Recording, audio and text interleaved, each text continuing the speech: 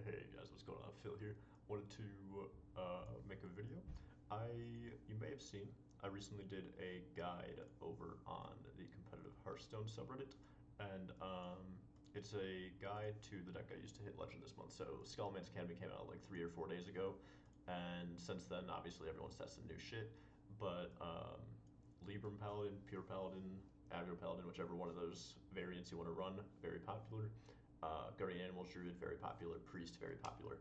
So with that in mind, most of my stats came from against Paladin. I've faced 12 Paladins on my climb to Legend with this deck, which was miles above the other decks that I faced. So if you want to go ahead and check that guide, it's going to be in the description below. But it's been up for about a day, and we had some really good discussion in that thread about the deck and kind of what's going on. And since then, we've made some improvements to the deck. So I want to show you the deck that we originally used that I posted the guide for, and then I'm going to show you the changes that we decided to make to it. And honestly, the Galakrond Warlock's in a very good position this meta. It has tons of early game removal to deal with like Paladin spam from first day of school, along with like Demon Hunter spam. Demon Hunters have been kind of common from what I've seen. And then it has enough late game to where you can like push versus you have enough threats versus control decks. And then against anything like Druid, where they ramp stuff out early, one of the best things you can do against that early ramp is Plague of Flames, because it's one of the only cards in the game that can full clear board. That early on. If they're on like 7 mana and you're on like 3, Plague of Flames is like your only chance to be able to bring that board back. So let's head into Hearthstone. I had this little background image, and this is the deck that I posted about. You actually can't see the full list because of my head, but that's okay. It's a fairly standard Galakrond Warlock with the Soul Fragment package. Soul Fragments have proven to be really, really strong. And a very surprising card for me has been Sociologist Militia. I rated this very mediocrely in my set review, and I think I might have been a little bit wrong, a little bit too judgmental. I didn't consider how good of a threat it can be in control matchups. I only saw it as a removal tool, and as a threat, it's actually like incredibly powerful.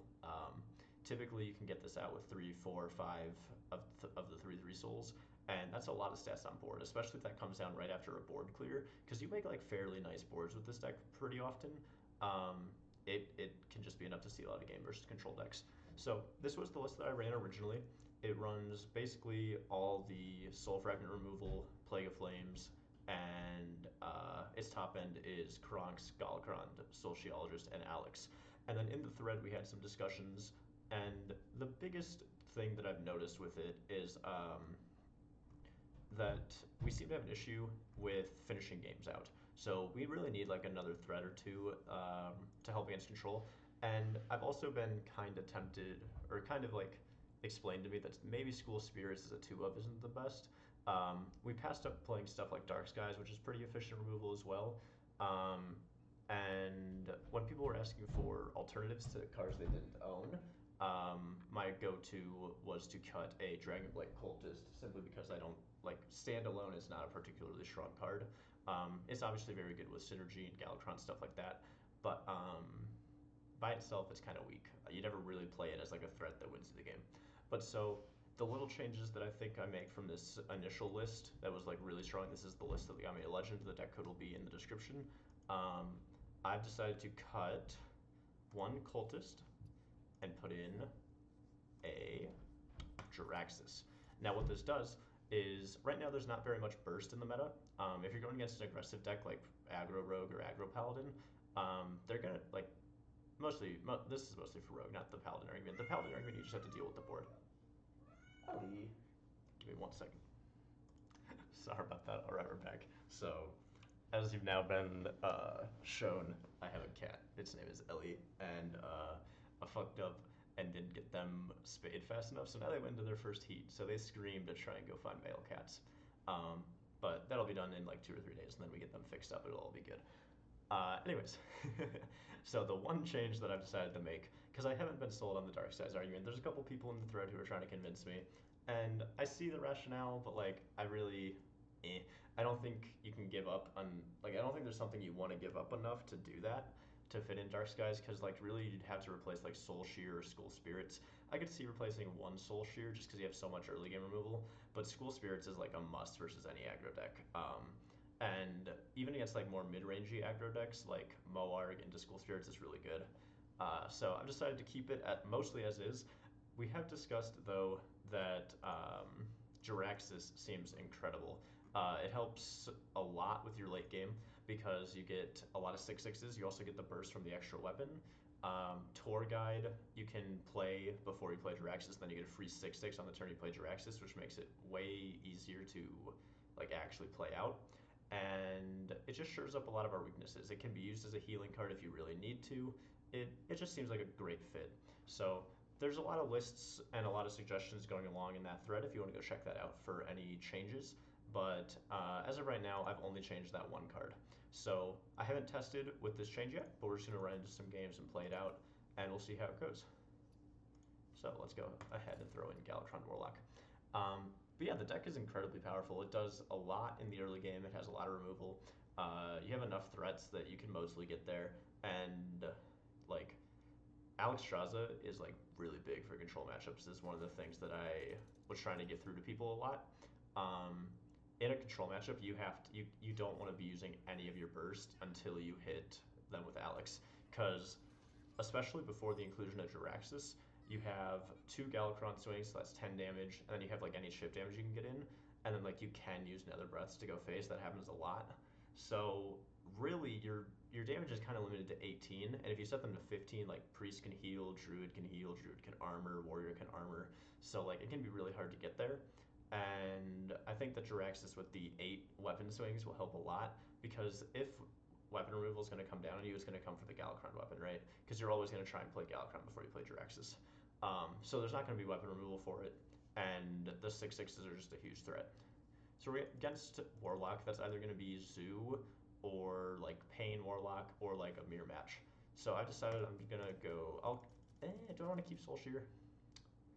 It's not particularly strong versus the mirror, but it's so good in the Zoo matchup that I think I'm going to do it.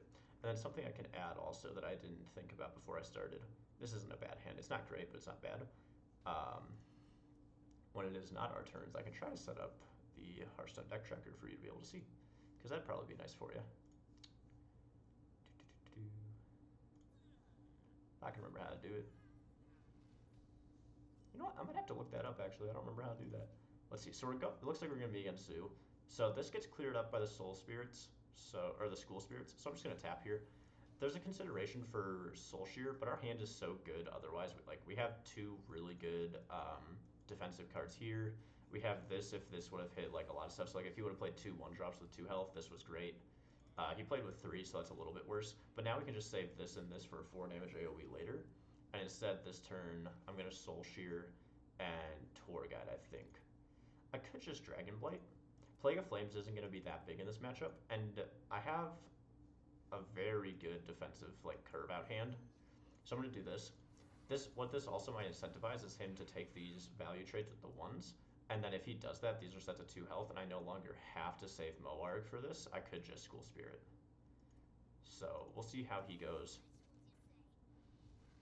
Nice play. Yep, he went for the trade route, so that's incredible for us. Because that means that this turn that like normally would have kind of sucked, we can just go School Spirits, Tour Guide, Hero Power.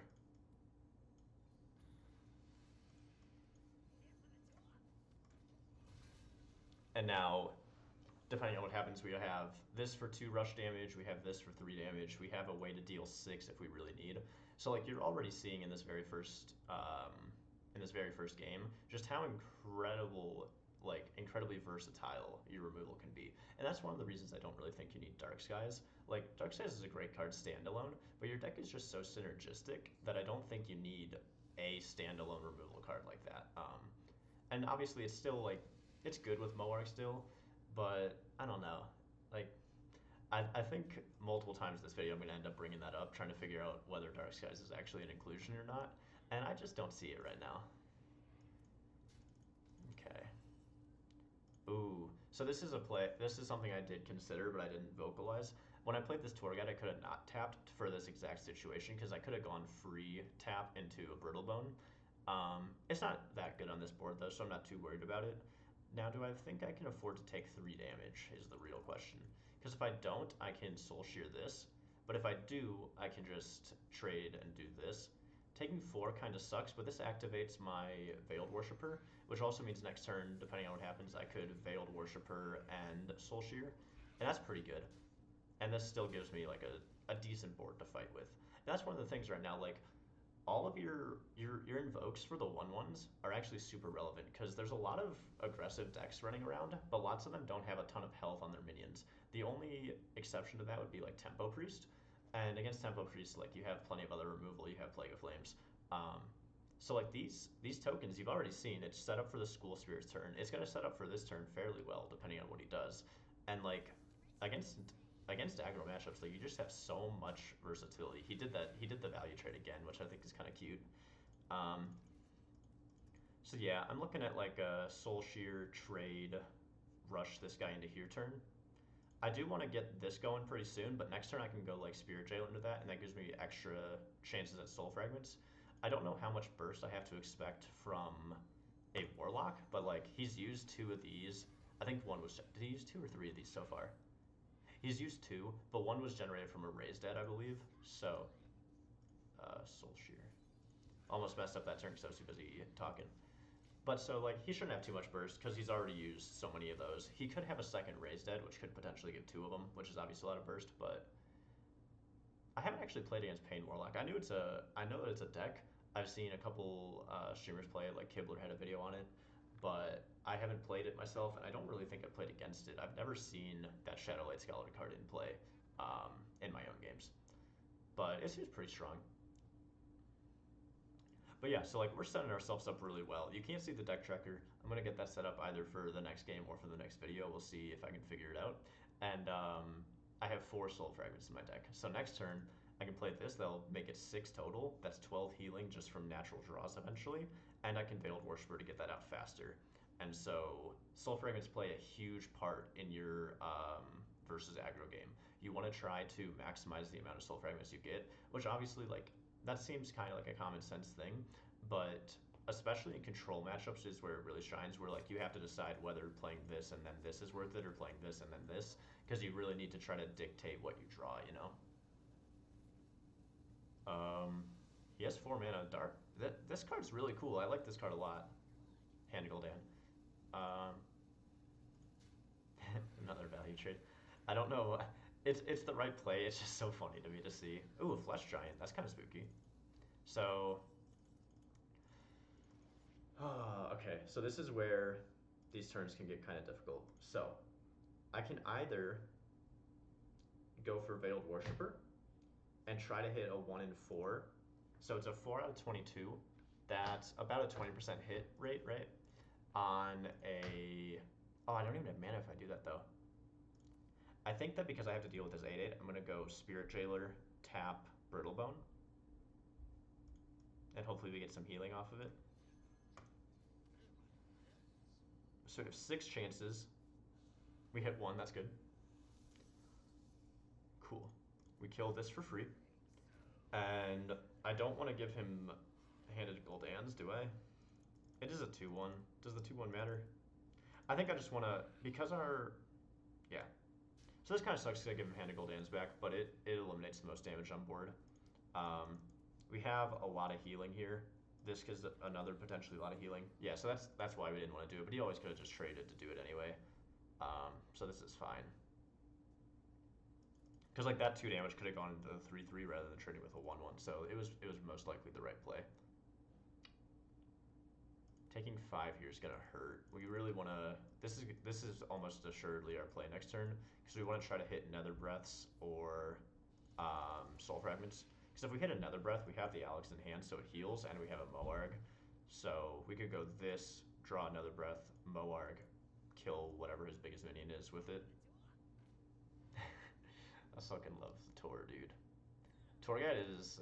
I rated him 5-star, and he's just even better than I thought he was going to be. He's so good. Yep. So, fairly weak board, luckily. Soul Fragment's good. Nether Breath. Dude, did we call it or what? Okay, so we're gonna do this still. May as well start with this to see what we draw. It most likely wouldn't change our plan, but you never know. Ooh, do I want to do a School Spirits instead? School Spirits leaves him with 3, 4 damage up. What's my next turn looking like? I do need to kill these tokens, huh? This is, like, the School Spirits kills 2, 3, 4, 5, 6, 7, 8 damage, and this only heals me 8. So yeah, I think that the play is to School Spirits. Then we play this guy out, and we can trade here. And now we're only facing 3 damage rather than, you know, like 12. And obviously we could have gone with the Moarg Netherreath play, but I don't think from 13 we're gonna die this turn. Damn, dude, this chair is so good, but I'm missing like 2 screws for it, so it breaks constantly. It's really obnoxious. Anyways, more draw. We can just heal later anyway with Moarg, because I wasn't expecting to take 10 burst, so this should be fine. He's drawn through all his soul fragments. Jesus, he's only got 1 left, I think. Wow. Well, we weren't going for a tempo game anyway, but Jesus, that's the most I've seen in a row. 1, 2, 3, 4, 5. Okay, so he's making an interesting board. I assume this is just going to trade here. I'd be very surprised if he went for a value trade with this. Flesh Giant. Oh yeah, he could obviously attack with this. I didn't, for some reason I thought he had already attacked that way. So, we can Moarg, eat that. We're gonna want to tap this turn. Oh my god, okay, that's crazy. So Moarg, eat this, and then, now the question is, do I want to save the Plague of Flames? Invoke once. I think I want to save it. There's an argument to be made for using it just right now to kill either a 5-4 or a 3-4, but I think it's better kept in hand. It's hard to tell. That's like a very close situation, but I think that's okay. Ooh, Neferset Thrasher. This guy is almost fatigued. So that's something that I hadn't considered. You know what? I wonder if he runs a Nomi. You know, Nomi would be a sick tech in that deck. Trade and then hit me for a bunch, yep. So I'm facing down a fuckload of damage. That's 5, 10, 13, 17, 18, and I'm at 20. I think I'm going to want to draw this turn. Because I can always go... I should Tour Guide first. Because I can go Tour Guide, draw. That puts me down to how much mana? 9. Which means I can always, if I need to, Desperation play this and Plague of Flames. So I think that that's the play. So let's see what we draw. Soul Fragment, cool. Oh, Netherwing. Does Netherwing do enough? It doesn't really do enough.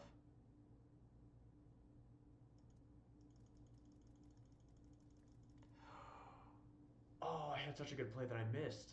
Oh, I should have thought about it longer. Okay, so what I could have done is I could have Galakrond, that gives me 2 demons. Then I play Tour Guide, and then I make 2 1/1s, and then I Plague, and it full clears. Because now I don't have a full clear. That hurts. That hurts really bad. If I do this, it kills 1, 2. Yeah, this has to be the play. This sucks. I misplayed this turn terribly.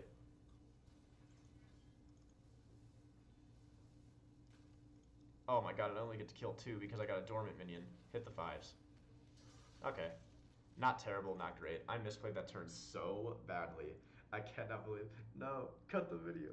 Cut the video. Oh god, okay. That's a good first showing. Let's go. Nah, I don't really care. That's pretty funny though. He's now taking fatigue, which is interesting. Oh shit. He's gonna take damage and summon a guy. Oh, this is looking bad for me, dude. I really wish I hadn't misplayed that turn so badly. He's taking more damage, like, voluntarily? Whew. I guess I don't have burst in this deck, huh? Oh god, everything is so high health, it survives the Netherwing. Okay, well, at least if I lose this game, it's because I misplayed really badly. Another 4 health, no. Stop it.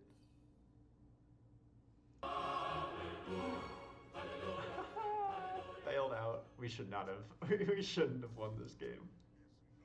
Deal 5 to all of their minions. Alright. Well, we got bailed out. This is a fucking...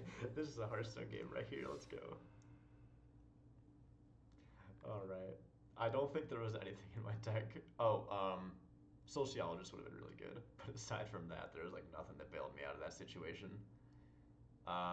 Would Netherwing have done it? I could have done Netherwing into Netherwing. So I had like 3 outs. So that was a 3 in 5, 6, 7, 8, 9, 10, 12, 13, 14. That was a 3 out of 13, but also it was actually like a 33% chance because I had so many soul fragments in there. So we obviously misplayed that game, but we got bailed out, and that's because the deck is strong as fuck. And just imagine if I hadn't misplayed that Plague of Flames turn. Like, I don't think he would have been able to recover if I had not misplayed that that one turn. So I'm gonna go ahead and pause the video right here and try to set up the deck tracker so you guys can have that information as well, and I'll be right back. Hey, what's going on, guys? Sorry about that. So this is a little bit abrupt. My mulligan was pretty easy. I had these 2 in my opening hand, and I had an Alex Raza, so I mulliganed away for this. I'm gonna go ahead and play this for turn 1. I did try to get deck tracker set up. I'll be honest, it's been literally 2 minutes since I did that pause in the video, and from my initial testing, this is what happens if I try to do the whatever it's called, the overlay. So it's bright pink. And I obviously know that's just me being stupid, so I'm going to figure that out for next video. But for this one, I'm just going to go ahead and play some more games. We're against Warlock again, which is a little bit odd. I'm surprised that Warlock's getting so much traction. Maybe everyone's just stealing my deck, dude. I don't know. That guide did really well, actually. So could just be everyone copying me. But in the mirror, like, it's not too difficult of a mirror to play. So the biggest things are just handling your removal, making sure you get the most out of your Plague of Flames,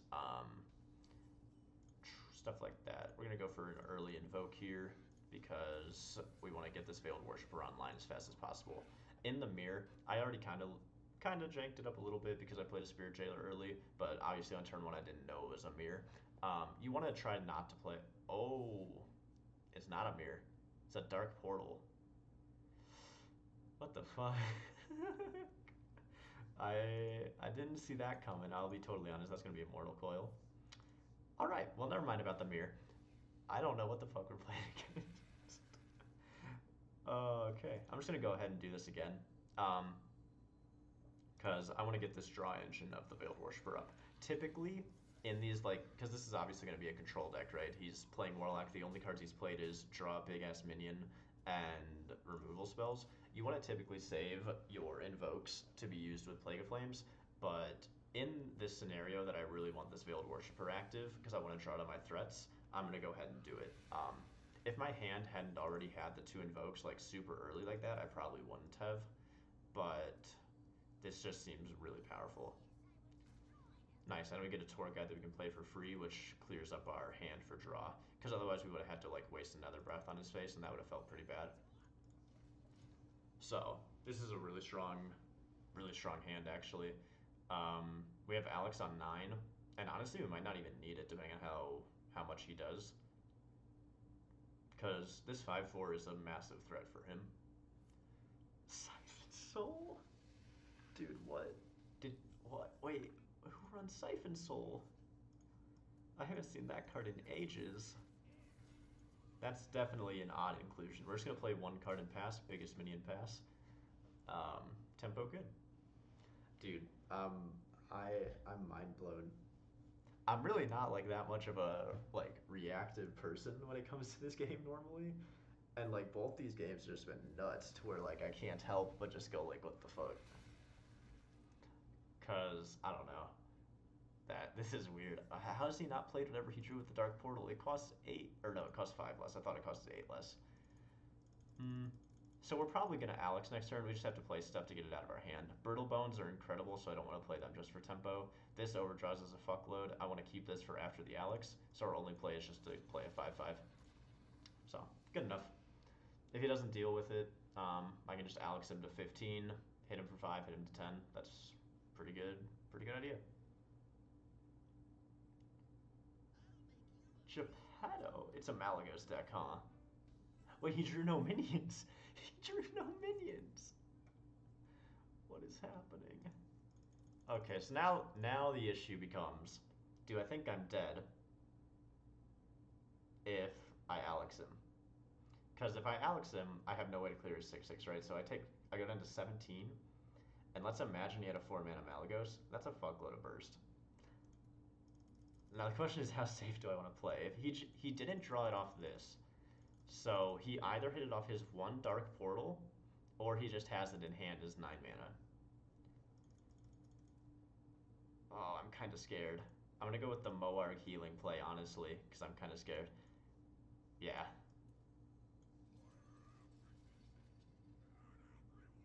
I may as well get this free tap in, right? Or do I want to save it for... I don't think I need to save it for Brittle Bones.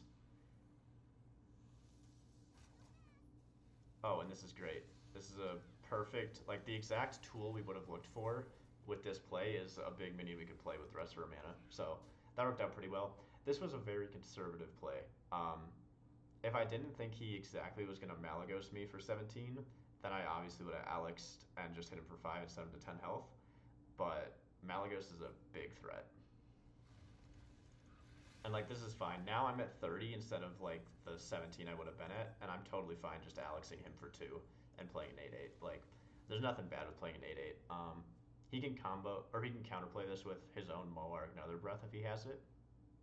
And that's a pretty strong play, but you're never going to be able to play around Moarg Nether Breath, really, because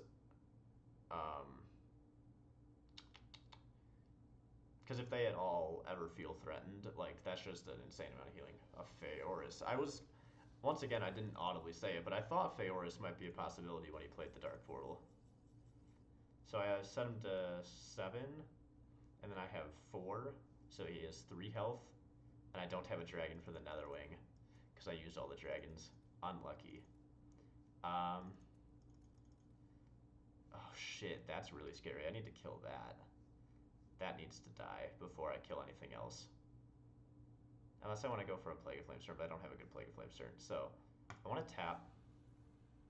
I'm going to be Brittle Boning this for sure, because I don't want him gaining armor. I'm going to hit here. And I think I'm just going to Brittle Bones another big threat. We'll kill the 6/5. So he gets 1 lifesteal. And again, if he has like, if his Dark Portal hit Malagos and he has some burst spells, like, I'm probably just dead. But I didn't really have a good way to play around this. Oh, his own Alex. I didn't play around Alex. That's okay. I don't really see a way I could have played that much better. Well played though. Weird deck.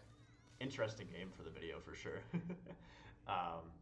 I guess that explains why he's running Twisting Nether, just because it's a 6-mana spell, but dude, ew. That deck does not...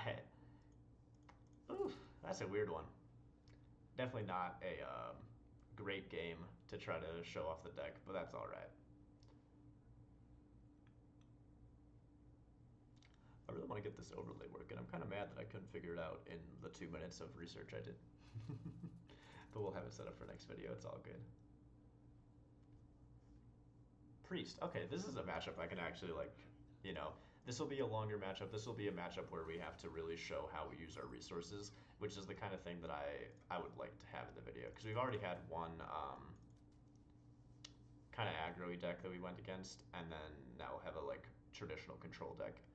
I'm just going to mulligan all this away. Devoted Maniac's not a terrible keep. I like keeping it on coin, but against non-coin, like, not on coin, I don't think it's very good. Hey, we found... This is like really good in the priest matchup specifically. So again, normally in control matches, you don't want to play this out early because you want to control your soul fragments. But I'm just going to play it out because it might be tempo priest, and then the 1/3 body is actually relevant.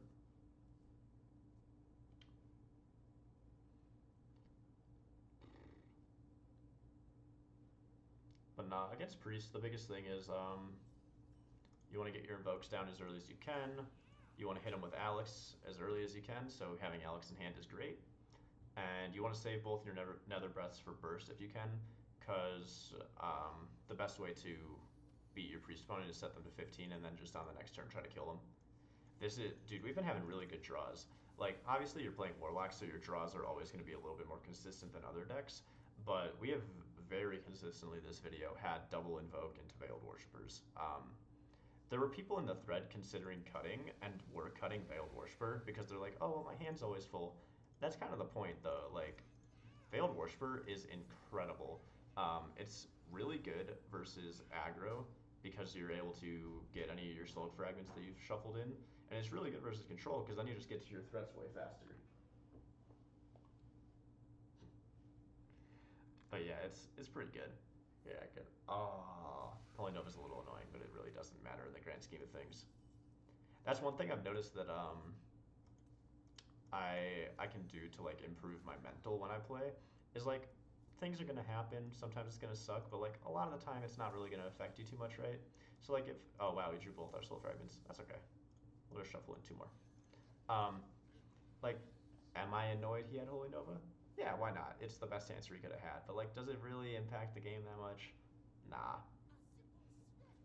I used to be a player that like got very upset with things, and that's not if you're gonna try to go to be a little bit more competitive at all, that's not gonna be what you want to be doing. You know, you can't let things try to get to you that badly.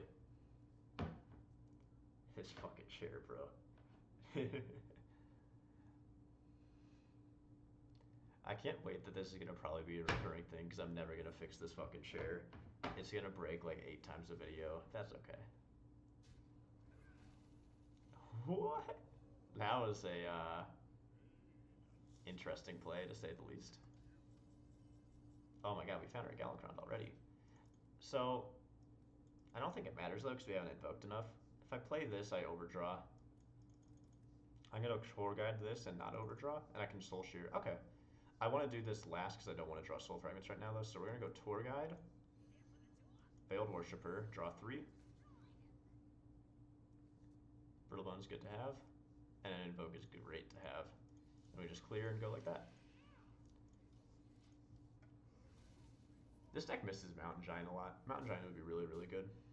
Oh, something the thread was considering was mentioning, like I mentioned adding Sea Giants or potentially Flesh Giants. I haven't tried out Flesh Giants at all, but from the thread, people have not had the best experience with them. So I'd be a little bit wary about that. But I do think Sea Giant's an actually like reasonable include in the list. So I want to Brittle Bones that. So I can waste another Breath, which feels kind of bad. I could waste a Moarg. He already used a Holy Nova. That means that Breath of the Infinite would be good versus us. Oh, he already used Breath of the Infinite. And he's running Cobalt Spellkin, so like I assume he's Highlander. So I think I'm fine to do this. So we play Moarg, free tap into Brittle Bone, and then we get to push a bit of damage. And then if he clears this board, that's fine. We can just Alex him on 9. And if he doesn't clear the board, well, like, what the fuck? What are you doing, dude, if you're not cleared this board? And so it feels bad to play Moarg in situations where it can benefit your opponent, but, like, still, this was such a good tempo play that I'm okay with risking the AoE, especially considering he already used both Breath of the Infinite and Holy Nova, and I'm assuming he's Highlander. Okay.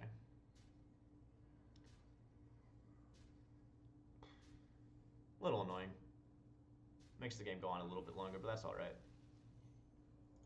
1 mana, deal 12, because he has an OR now. That's funny. So... Oh, come on. So this isn't fully invoked. This isn't a good play right now. I do kind of want to get rid of this in case he has like a Penance.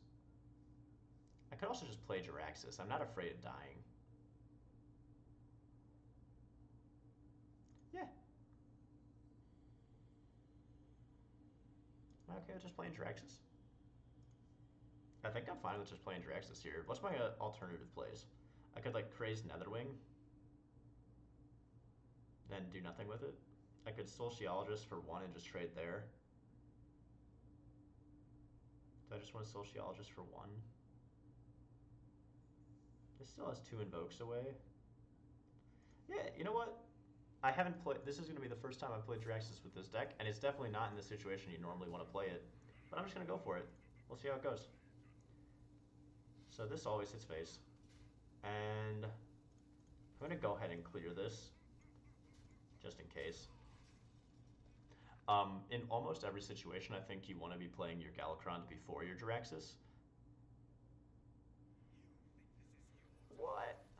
Does it replace his hero? Or does he just get a 315? Okay. I wasn't positive how that was going to work, but that's interesting. Yeah, dude. Hit the 1. Coin heal. Okay. Not a bad play. Not a bad play.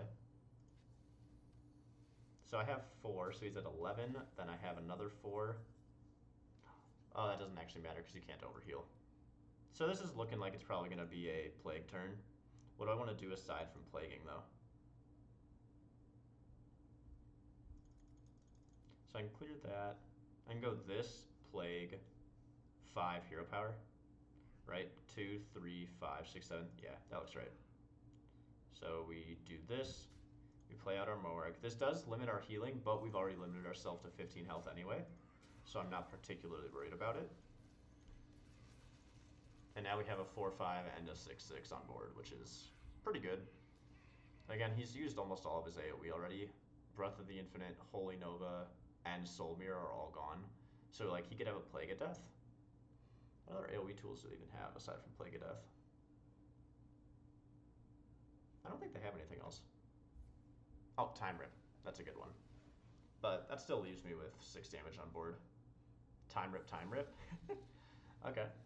You know what? This is a good back and forth game though. This is probably like a good showcase for the deck, you know. Okay. So I have 3, 4, 5. That sets him to 9. And then I have 8 damage. So I'm 1 off. Except I'm not because I have this. So we won the game. Boop. Boop. And boop. And that's what I mean. Your Nether Breaths, you want to really save to go face, especially in control matchups. Like, in aggro matchups, it's great to get the healing. But in control matchups, you almost never want to be using Nether Breath on minions, unless you're trying to heal for 8, like, really badly. That's why people were considering cutting Soul Shears. And, like, obviously Nether Breath and Soul Shear kind of have some overlap there.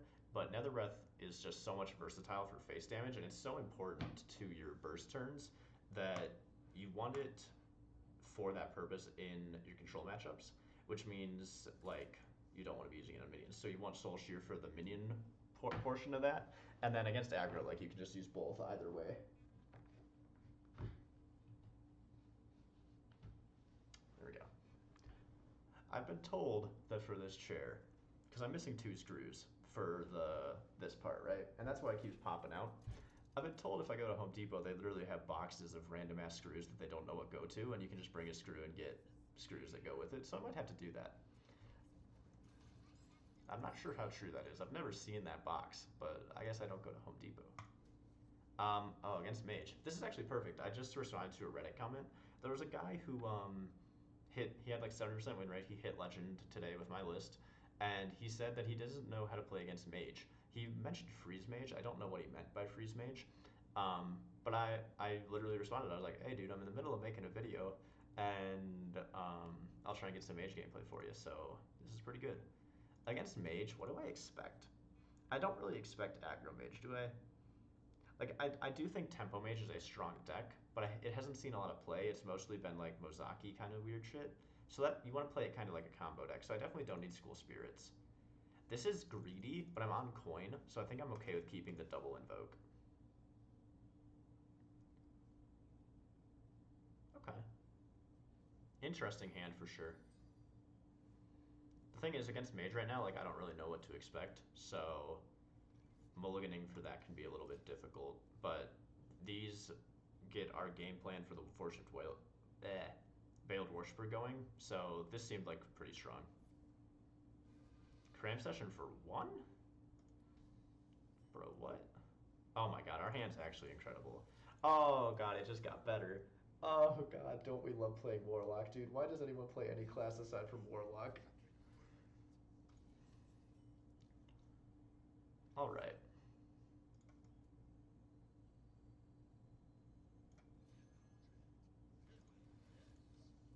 Easy play that turn. Next turn I probably, depending on what his board looks like, I probably just want to go coin shield into shield, but we'll see. Arcane Intellect, it's going to clear my 1-3, that's fine, it's not that big a deal for me. Wand Thief.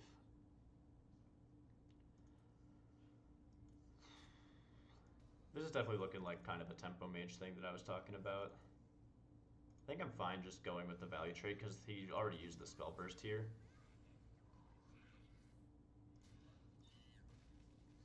So now this is a lot to deal with because you, as his deck, you really don't want to be spending mana hero powering. Jandis, interesting. This guy's come up so often when I see Jandis. It's kind of funny to me.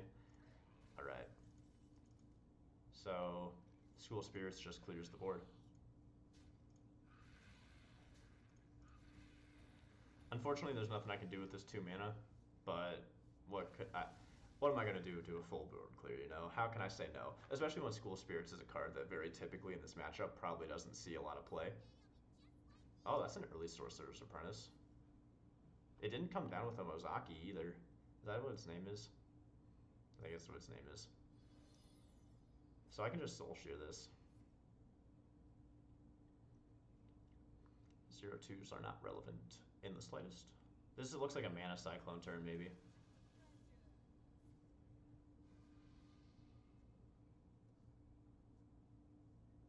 What are you targeting that with?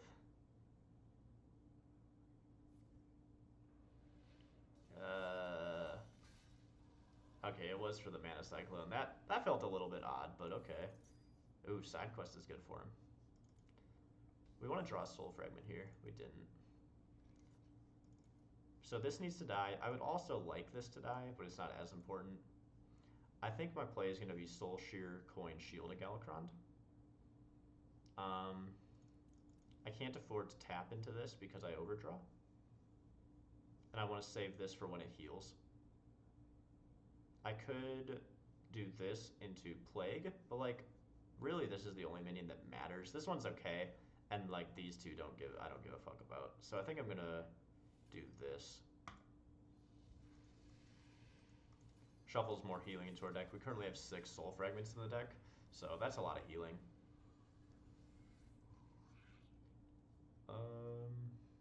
Yeah, Mage could be a hard matchup because they generate so much random stuff and they have a lot of burst. And that's like the 2 hardest things for you to deal with as this deck is like, how do I play around random shit that I don't know that's there?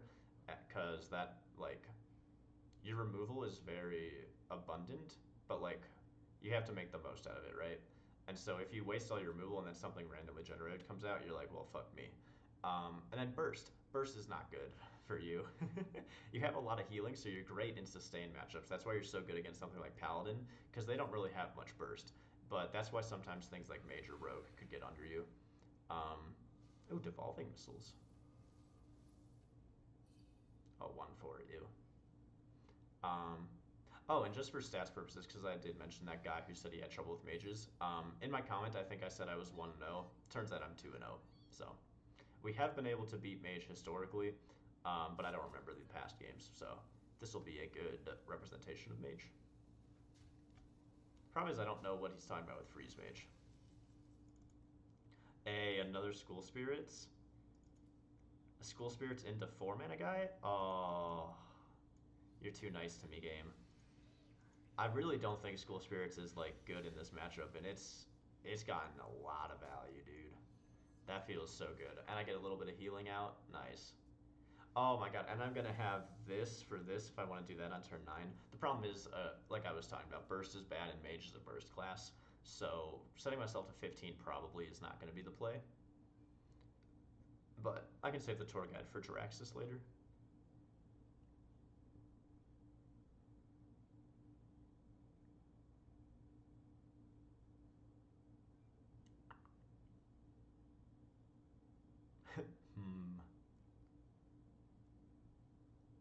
Trying to think. I'm at 2 invokes. So, like, Sheila Galkrond's a fine play next turn. He's going off again. He's used both of his Sorcerer's Apprentices without his Mozaki, so that's like a really good sign for me. I don't think that he's played this matchup particularly well so far. Which that combo's gonna come to bite me if he ends up winning, but like this just seems kind of weak, dude. And all these cost 0, so he's not actually completing his quest either. Because he's at 7 of 8 on his side quest. Mana Cyclone again? I mean, sure. Discover Mage Minion, okay. So if I go this, then I can full clear with Plague. That takes 4 or 5 mana. Then I can just end on this, and that gets me fully invoked for my Galakrond. Seems pretty free.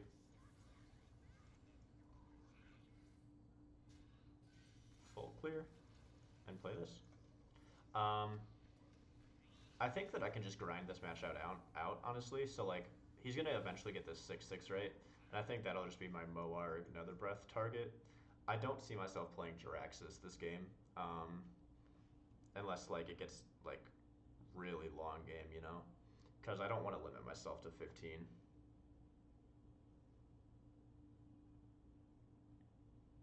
We're fully invoked now if we draw Galakrond. Oh my god, he got another one off Fount of Power. That's pretty nice.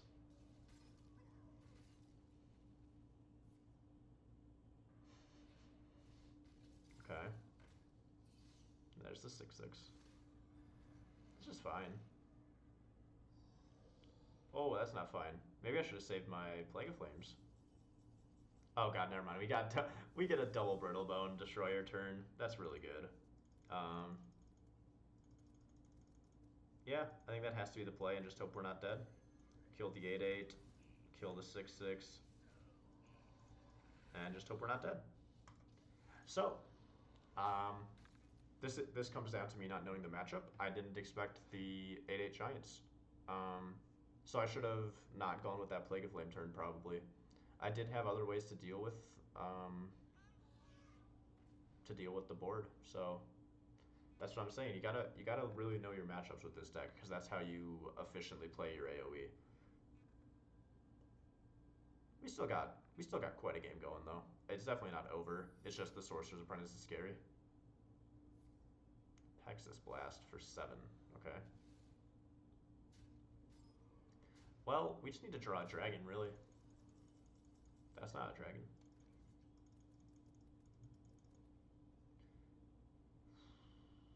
Am I really Jiraxising? I can go 1, 2, 3. I'm taking 6 for sure.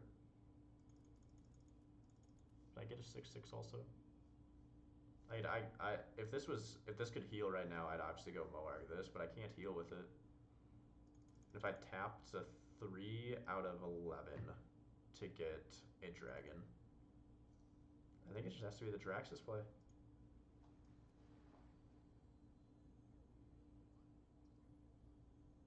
Yep. That's what we gotta do. We didn't want to do it, but it's what you gotta do sometimes. You go like this. And now we're probably just dead to burst spells. This game we really misplayed, so did not expect Plague of Flames to be as valuable as it was going to be against that 8/8 board. Unlucky. Not unlucky. We should have played around it. We should have known. Is that just a Pyro? Oh my god, it's a Pyro that was randomly generated too. That feels bad. That's okay. So I think the biggest thing there was just not efficiently using my removal, and we got punished pretty hard for it. Obviously that game could have been a lot different if we would have drawn a dragon, because we would have had 8 additional healing. We wouldn't have had to transform to Jiraxis that turn. But that's okay.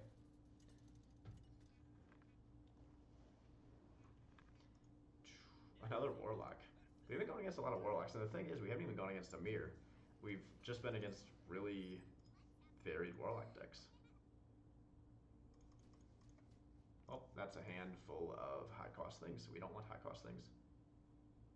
Yeah, okay, at least we got a 1-drop.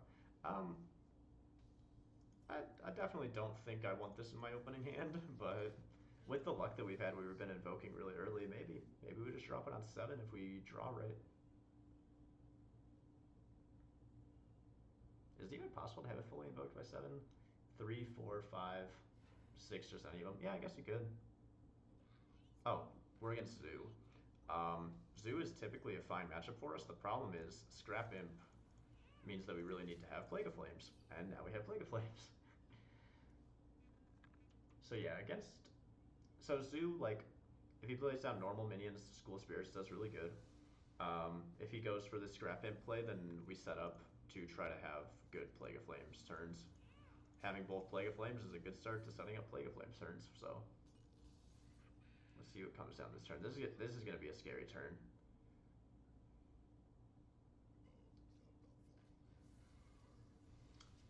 That was the least scary minion you could have possibly played for me, actually. I'm just going to take this School Spirits easy.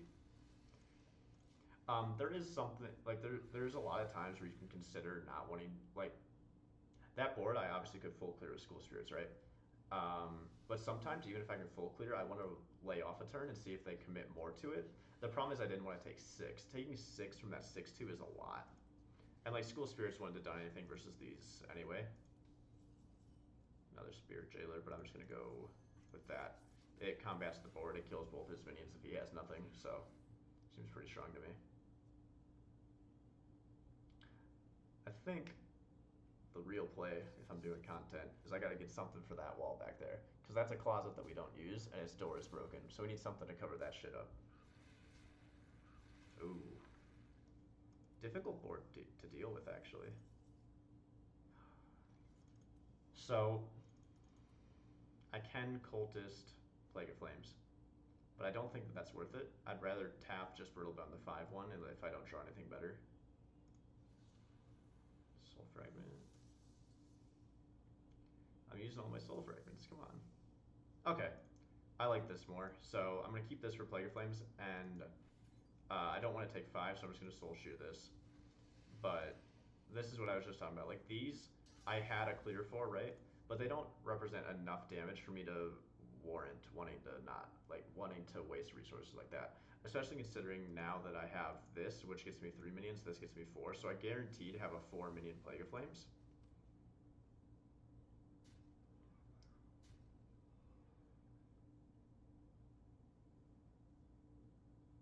Pass. Okay, 2-2. Oh, an Evil Genius turn.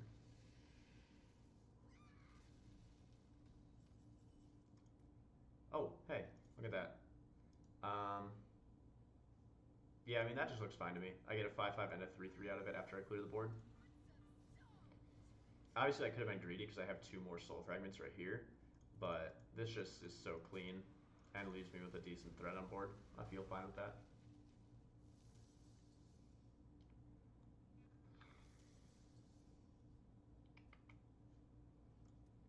There's a lot of people that have been playing like Galakrond Zoo. There was a guide up on Competitive Hearthstone about it. I haven't read through it yet, but if you're gonna be playing Soul Fragment Galakrond stuff, like I think you should just be playing a control deck, honestly. You run that?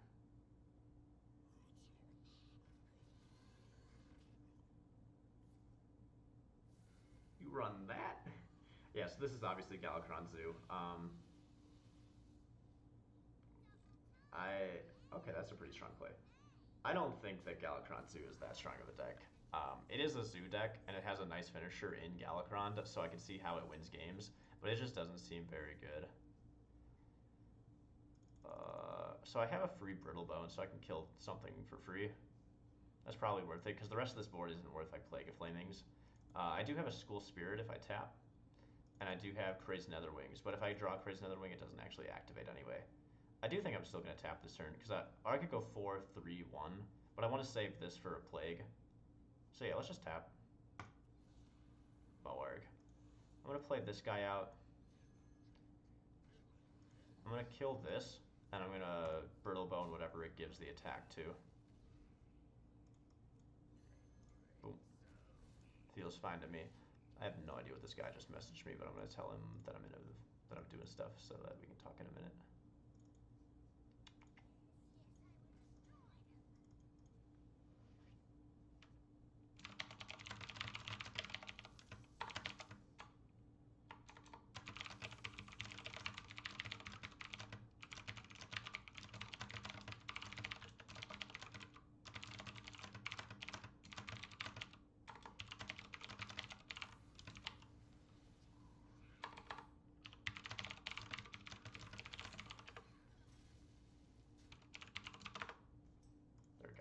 Let him know what's up. That's my boy. He's a good one. Alex. He made another 7-1. This is looking like it might be a plague turn. We can draw first and see what we hit though. Oh, Devoted Maniac changes our play entirely. Because I now have a very efficient way to kill this 7-1. I'll kill the 2-1. There's something to be said for Nether Breathing this, but I think I'm going to save Moarg for Nether Breath. And I'm going to save this for Plague of Flames still, because he still has a Galakrond that hasn't come out. What's his Galakrond at? It's at 3, so it's not fully invoked yet.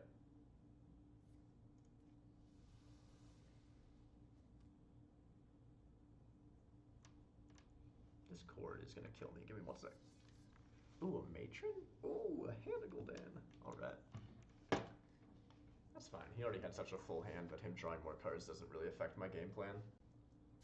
I do think if you're going to be running this kind of deck that uses like Expired Merchant and Nightshade Matron and stuff like that, you definitely want to be running Chef Nomi at the end. Something fancy you can do with this deck though is you can Expired Merchant your Galakrond, and then you can have multiple Galakrond triggers.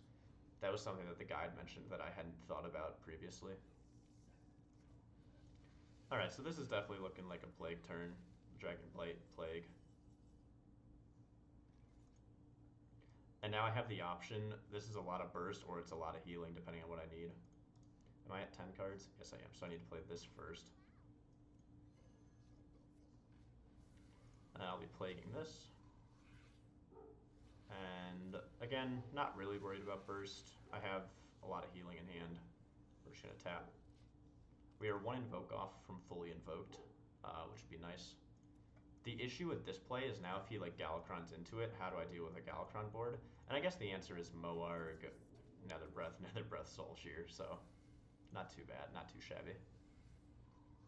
He is now fully invoked, which means I do have to worry about the weapon when he comes down. He's also going to have Kronks, which is either an AoE buff or a deal 5. Totem. Totem's really good. Ooh, big turn. Very spooky. Okay, so get some healing in. Then I can afford to draw. I drew some Soul Fragments. Cool, cool, cool. Double Tour Guide. Not quite what I was looking for, but that's okay. Are we drawing all the souls? Just about. Next turn we can fully invoke, so that's good. And then I don't want to waste healing, so I'm just going to Soul Shear this because I don't want him getting extra totems.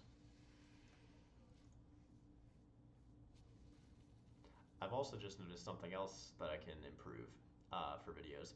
I don't even know what resolution my game is currently running at, but I'm afraid to change it in the middle of the video and fuck it up. So next video I'll make sure that it's at a very good resolution, because right now on my OBS it looks a little odd.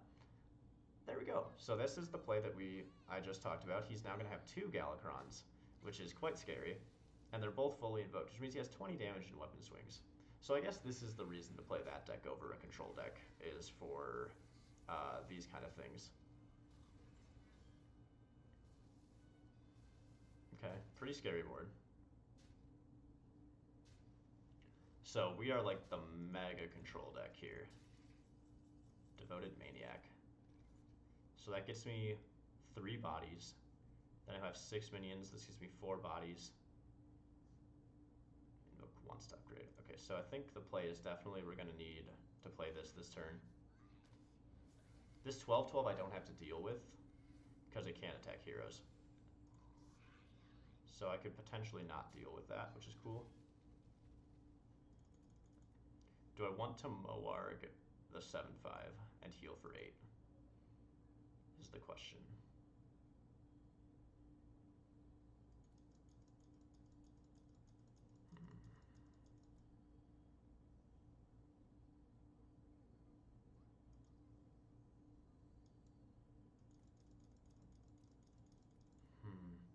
Difficult question.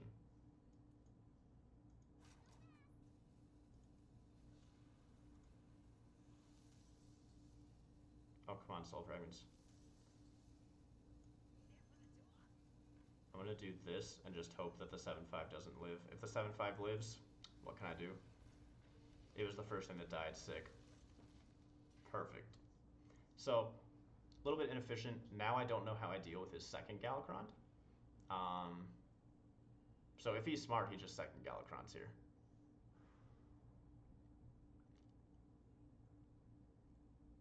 Yeah, second Galakrond's really difficult to deal with. I might just have to YOLO my Galakrond and hope it's enough.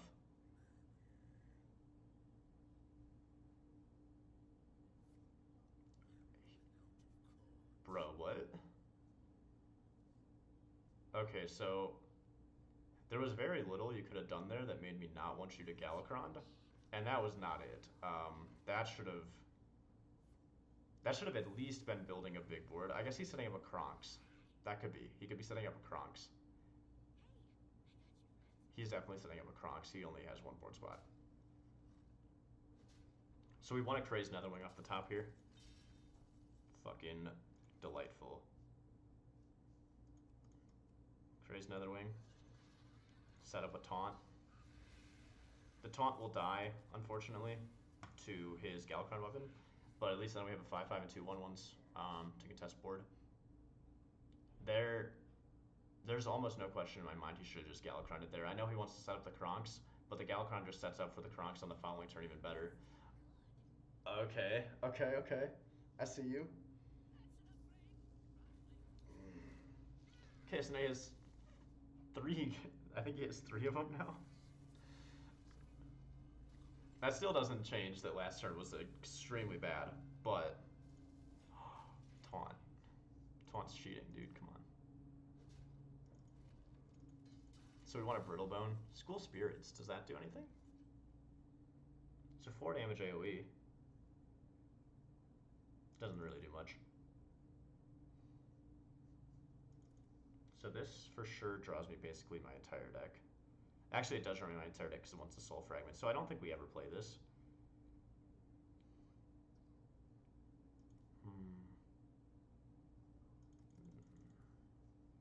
4 damage AoE is pretty good. Could get the Claw. I don't think that's strong enough. I think this is going to be our heal target. Let's draw once. Netherwing. 5. Deal 3. That doesn't do enough. Yeah.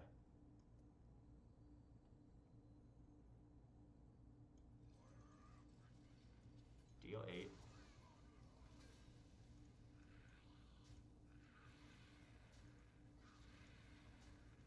Deal 4.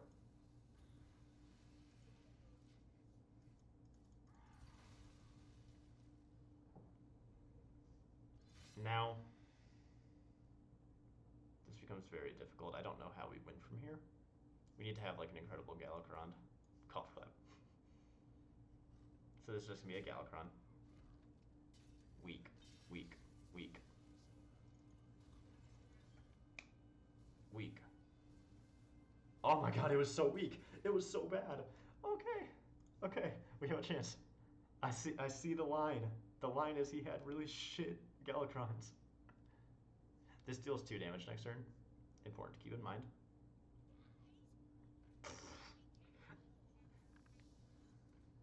Animated Broomstick. Oh yeah, that was in. So this guy is using the list from the guide. Because the reason the guy played this deck with the Expired Merchant was because you could rush in the Expired Merchant. Okay, well I just don't think I give a fuck about these. Next turn I'm taking 5, 6, 7, 8, 9. But with Kronks I'm dead actually, if I just Alexed him. Because there's no way he's not playing Kronks, right? So I think I just hit him with this.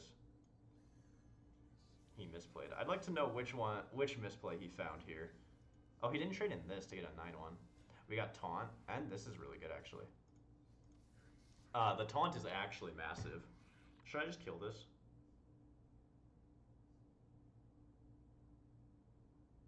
Yes, I should. Plays around Kronks a little bit. It also means that he can't just go weapon 1/1 and have a 3/3. He has to actually like actively trade that 3/3 now. Helps survive. It sucks that those died, but like what was I gonna do with that 2 mana, you know? May as well just 0 power. Yep, saw that coming. Now, I could be wrong, but I think he still has a Galakrond in there. 5, 9. Damn, okay.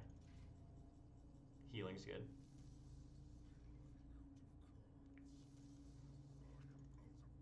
So this looks just like a clear turn, right?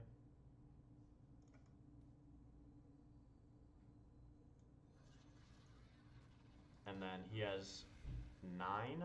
I'm taking 10. Kronks can deal 5. I think I feel safe just killing. I feel safer just killing this. And is there any reason to hit here?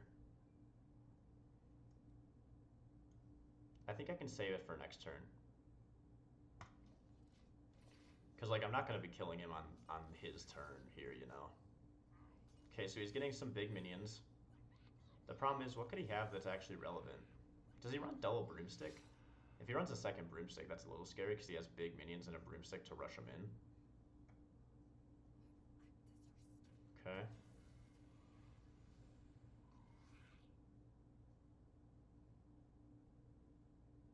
We have a 5 damage AoE here. He does run double broomstick, so this will trade into the 5.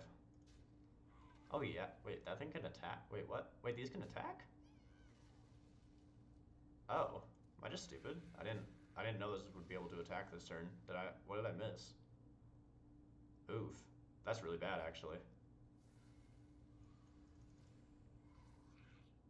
Shit, wait, am I just, like, fucked now? These open up this turn. This attacks, so that'll be good. Divine Shield's really bad for me. Oh, God. Okay, this needs to hit, like, Alex. Or, like, Kronks. Hit Kronks.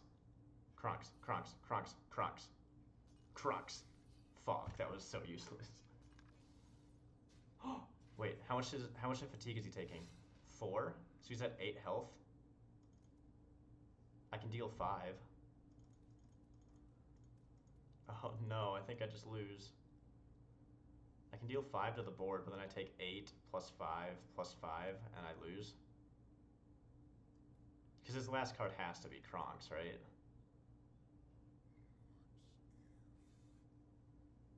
Okay, well. Lifesteal doesn't do enough for me. This has to just be the play. And if it's Kronks, we did all we could.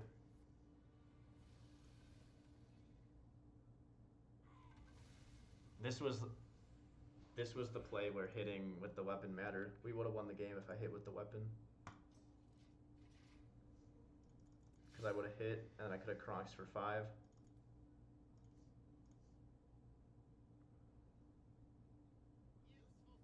It's not Kronks. He doesn't run Kronks.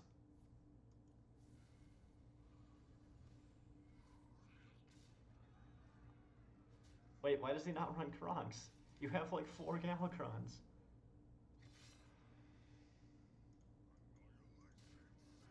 Okay. Well, I'll take the win.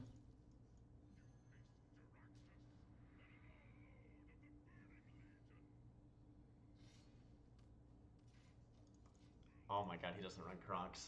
Dude, why? Okay, no wait, I have to like live Google this. There's no way that the guide, there's no way that that guy's guide doesn't run it, right?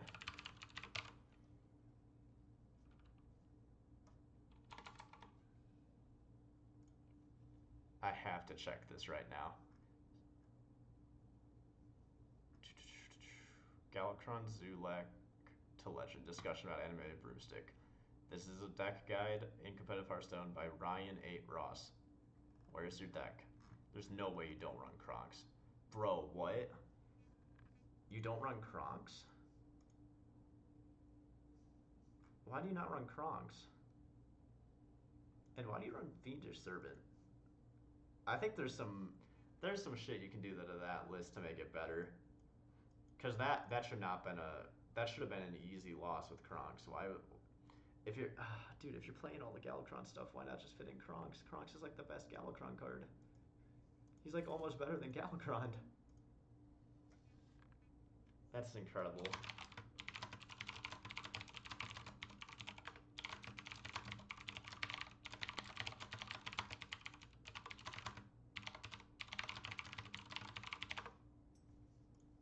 Damn, we played around the Kronk's like the battle cry so much, and he didn't even run it. That's actually insane.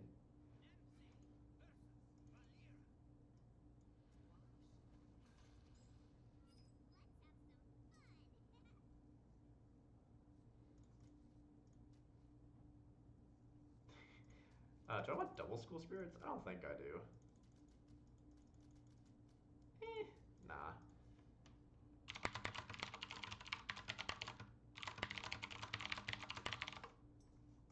Okay, this is a good hand. Because you go into Rogue expecting Stealth Rogue. It could be the Burgle Rogue. I've been playing Burgle Rogue a lot. I reference the competitive Hearthstone stuff a lot, but there's a guy. Let me go see who wrote it. I like giving credit where credit's due. Where is the Burgle boy? Burgle boy. Who the fuck are you?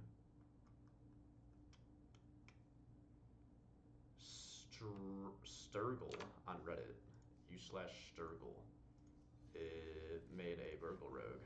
And I think the list has a little bit of refinement in it, but like it's pretty fucking good.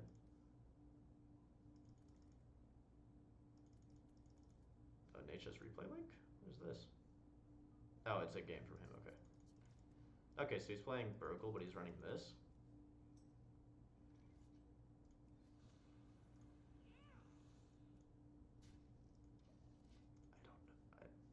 I love this guy. I have no idea what the fuck he's messaging me about right now. Not a fucking idea. Okay, so this turn we probably just tap and set this up. Because now we have free tap into Brittlebone at any point, because next turn we're probably going to be Devoted Maniacing. Brittlebone is insane versus Rogue, because Edwin just cries. Oh, it's Galakrond. Unexpected.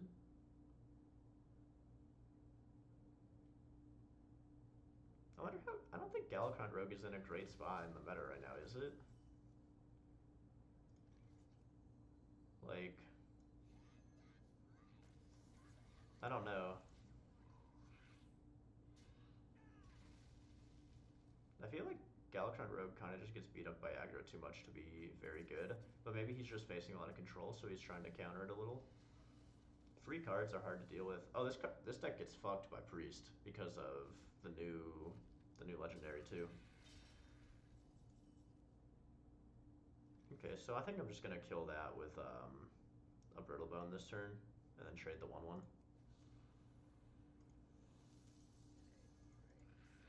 Good enough for me. And next turn we can do this, and then we're double invoked for the Veiled Worshipper.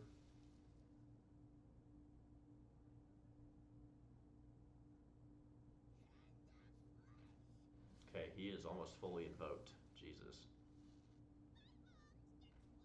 This card I was wrong about. I rated that card fairly low, especially in Mage. I think it's incredible in Rogue.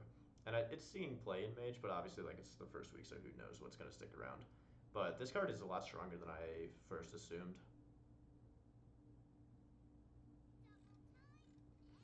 Oh, okay. Hey, there's the Worshipper we were talking about. Good timing. I'm going to kill the Lackey in case of Togwaggle. That's one thing you have to, as best you can in the early game against Galakrond Rogue, is make sure they can't get a Togwaggle off without having to do it all in the same turn. So like this is probably going to be a Togwaggle. Really? Is this going to be an Edwin turn? This is kind of gross, okay.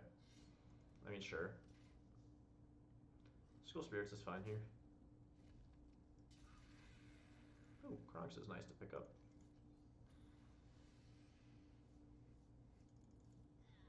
And now the problem is I don't have anything else to do with my mana. I could heal 8, but do I care that much? No. Kind of bad turn, but I mean, I cleared his board, and we're the control deck in this situation for sure. Because he's going to try to kill us much quicker than we probably try to kill him. Especially since we don't have Galakrond in hand. If we had Galakrond in hand, we could consider going a little more aggressive, because maybe we could try to get the weapon out early, but we don't even have it fully invoked yet, so. Ooh, a 1/4. Potion of Illusion, that's kind of cool.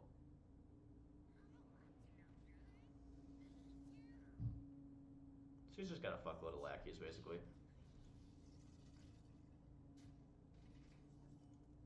Spirit Jailer's pretty good. Alright. Let's go in with this. We need to draw through our deck. Our deck's kind of bad. Or our hand's kind of bad. I was hoping not to draw all these soul fragments. Sociologist is huge.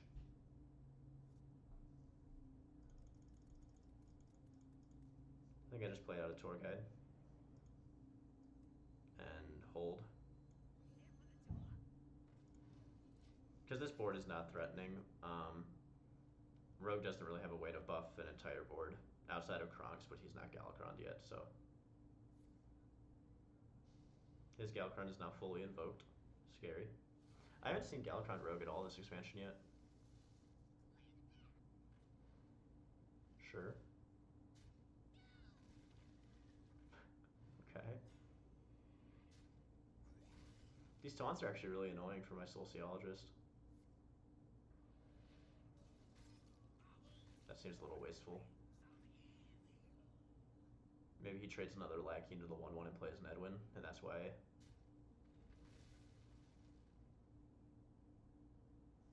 Just another lackey. I mean, okay.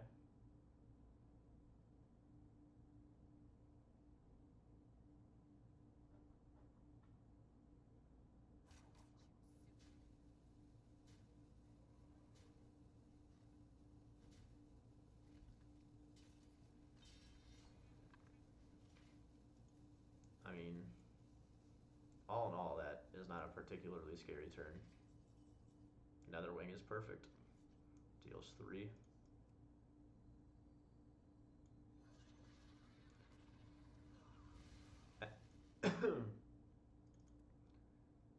Now, this is going to be a contentious choice.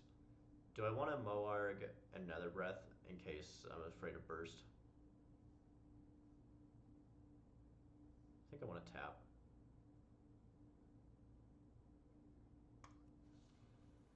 School Spirits. That does it. I'm okay with that. It also sets up to make our Sociologist bigger. With him having no minions on board, I'm not too scared. He has a lot of like generated spells, so I'm scared of Burst from those. Also, I would still assume this deck runs Eviscerate, just because Eviscerate's so good. 5 damage from there is also scary. Oh yeah, they nerfed Galakrond. It costs 1 now instead of 0, huh? They cost 1. That's good, at least. Another Miscreant that he didn't get full value on. Ooh, an Astromancer is really good. This looks like an easy Sociologist turn. Oh, but I'm scared of Burst, actually, now. So I want to try and heal. Maybe we go Shield, Moarg, heal. I think I like that more.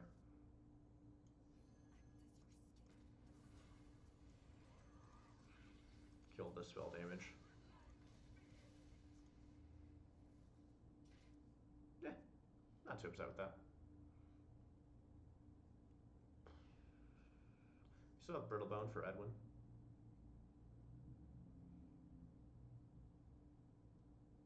Man, dude, I missed a file. Okay, so that's annoying. That's really annoying. Oh no. It's getting spooky, boys. I was not expecting the Alex, I'll be honest. Alex into clearing the taunt without the weapon. Oh, he's not hitting me in the face? No way, bro. You gotta hit me in the face with that, really? I mean, all means, if you want to hit the Moarg, you're playing this like really slow. I wonder what that means about his hand. That means his hand, he thinks he can go long game. So this does 4 of them. It does 3 of them. It does 5 of them. That seems fine to me. 1, 2, 3, 4, 5. Yep.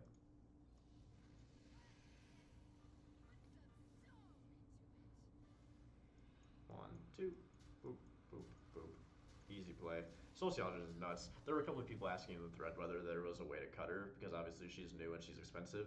But dude, what card there would have done that, you know? Like, that was just so incredible. Kronks for 5, probably. Yep. Okay, okay. Not too upset by that. I'm not ready. Oh, fuck. So that's 15 bursts right there. That's going to be really scary. That's hard to deal with for sure. Let's start by drawing.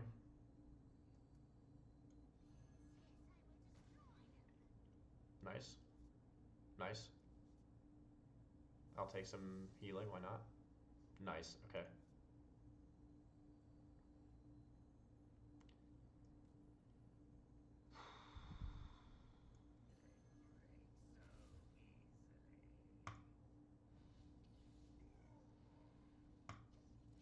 So we're taking 4 here. I wish there was a way for me to not take 4.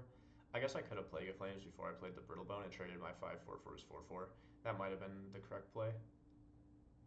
He's been playing this very slow though, so I wouldn't even be surprised if he just trades this 4/4 for me.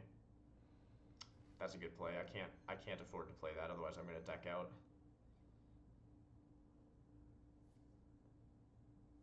He's going for a Kronks this turn, I guess. I don't really... I mean, obviously I don't know his hand, but like that seems kind of like a weird spot to play that in. Yep, Kronks coming out. Just gonna deal 5. Oh, he decided to make an 8/8? Really? Oh, that's so weak. Okay. Dude, why is that? I don't know, dude. I don't think that's correct. You gotta know if I'm playing all this shit that I'm playing Plague of Flames, dude. Because this is just so free now. And I even get to set up a taunt. Do I want to save this for another Plague? I don't think so. Yeah, let's just play it. I would really like to find my Galakrond. That'd be nice. I'd be okay with finding Galakrond. We still have a Moarg in there for the second Nether Breath also. Okay. Alright. Didn't see that coming. So I would really like the Moarg or the Soul Shear in my deck. Soul Shear, cool.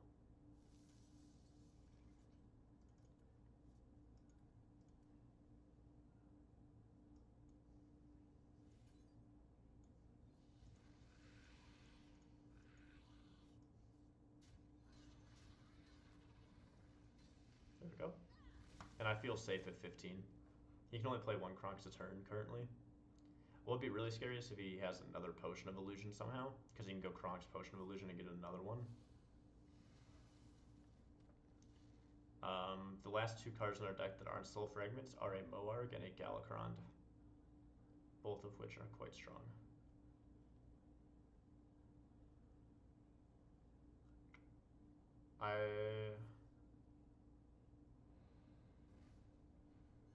Okay. Okay. This did not matter very much at all. This is an easy, just Kronks turn. Or wait, Kronks, I meant Galakrond. This board doesn't die. It does. That's cute if he hits that. Alright, so because of that, I want to hit this. So if he trades this, I believe this dies first, and then this deals 1. Which means that if he does this and tries to Kronks, we actually end up with a 5/1 afterwards. Unless he has, obviously, another spell to deal with it, but... Kinda... This is like an average roll off my Galakrond, I'd say. There's a lot of big demons in the pool now. Yep, Kronks expected. Oh, but...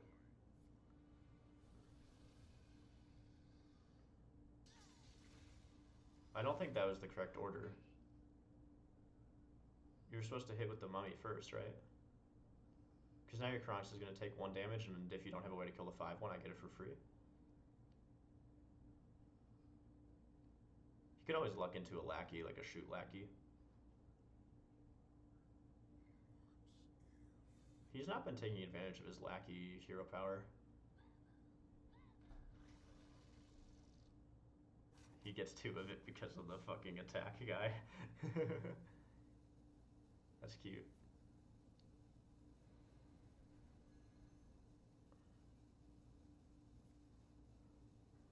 What? Bro, you played this so bad. You could have had a free 3/4. Oh god, and you got a Tyrion.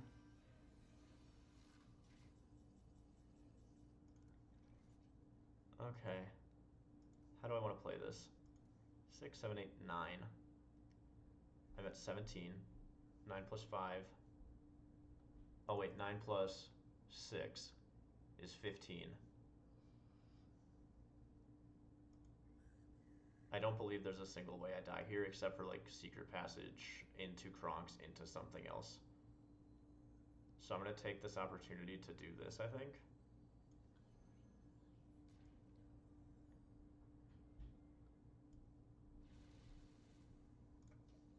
So I take 6, 7, 8, 9. Even if he secret passages into Kronk's, he can only give +6/+6. So then I die to shoot lackey. That's not shoot lackey, and also it's not secret passage or Kronk's yet. Is this going to be the Kronk's? A flick. That's really good.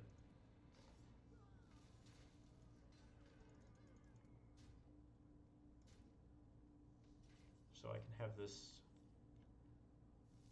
deal 5, heal 5.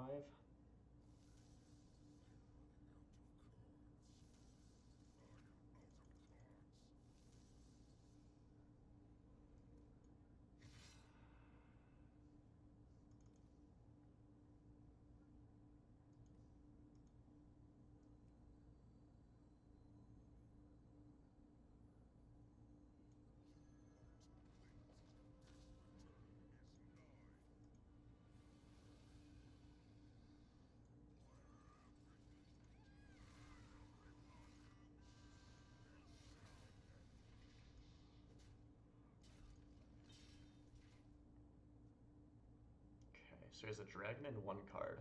I'm really hoping that 1 card is not an extra Kronk's, because if it is, then I misplay by not killing this 2/1.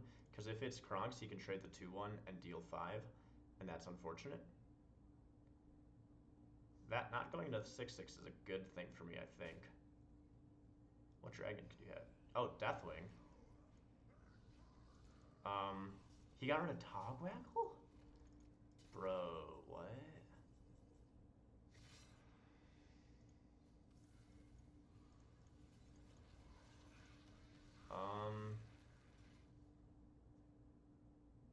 Kronk's sets me to 1. Kronk's is the best draw in his deck. Shield, okay. Don't have... That's a fine lackey. Get something big and expensive that you're not playing this turn. Good. Don't get Rush Lackey or Ping Lackey. Evolve Lackey? Nice. Nice. Hit me in the face, bro. This 5/5 doesn't matter. Come on, hit me in the face. Hit me. You gotta be scared, dude. You don't know what I have. Come on. The correct play is for him to kill the 5/5, by the way. Come on, hit my face. No! Alright, I lost. If he would have not, I could have traded and Draxed this and had a chance, but I think now I'm just dead, because I take 5, 9, 10, 11 plus fatigue. Well played. Do I die? Yeah, I killed myself with that. Pog. I mean, the Togwaggle scheme didn't come from his deck. It came from randomly generated. So, I think that you win this matchup if they don't have randomly generated, like, 8 Kronkses.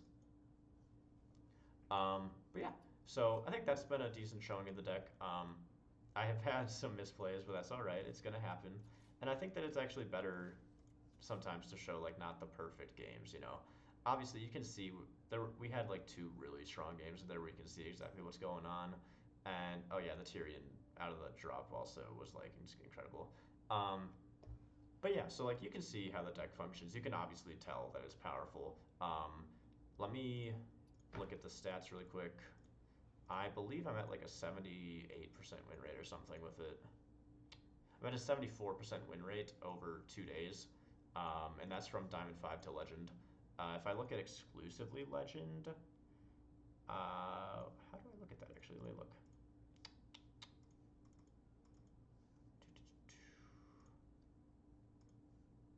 Let's see. So for just that deck, in Legend, I believe we are 2, 3, 4. We are 6 and 3 in Legend, I think, with that deck. So, that's a 67% win rate. That's pretty good.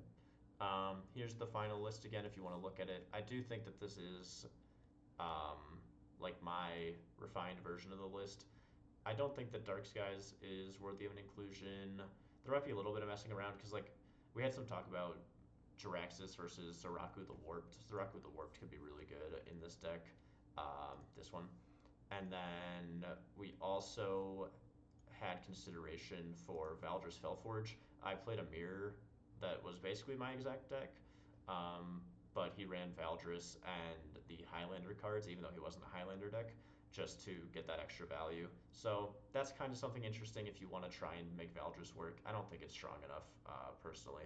But yeah, thank you guys for watching. Make sure to check out the guide on competitive Hearthstone. Make sure to follow all the socials, YouTube. I have a Twitch, but I'm not planning on really using it that much. Twitter, Reddit, all that shit. So yeah, thank you guys for watching the video, and I'll see you next time.